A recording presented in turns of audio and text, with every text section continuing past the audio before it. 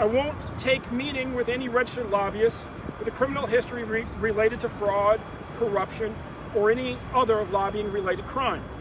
And I'm honestly at a loss why Larry Hogan has asked people like Jerry Evans and Bruce Sperano to raise money for him, has met with them, has been even on their yachts.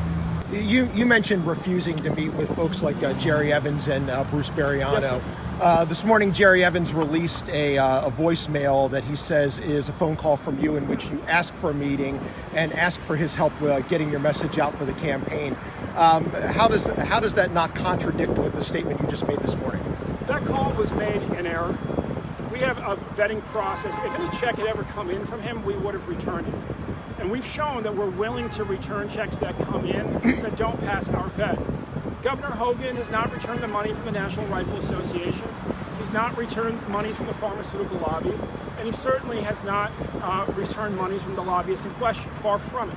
He's even been on at least one of their yachts.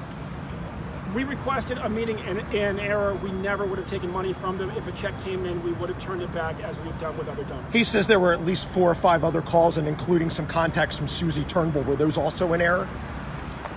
That was absolutely.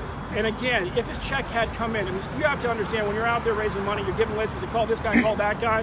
The vetting's done when the check comes in. And we've shown before that when a check comes in and doesn't pass vet, we send it right back. Again, Larry Hogan won't return the money from the National Rifle Association. He won't return monies from the pharmaceutical industry. He won't return monies from these individuals in question. We have a vetting process. If a check ever comes in that doesn't pass vet, we send it right back. We have a track record of doing that.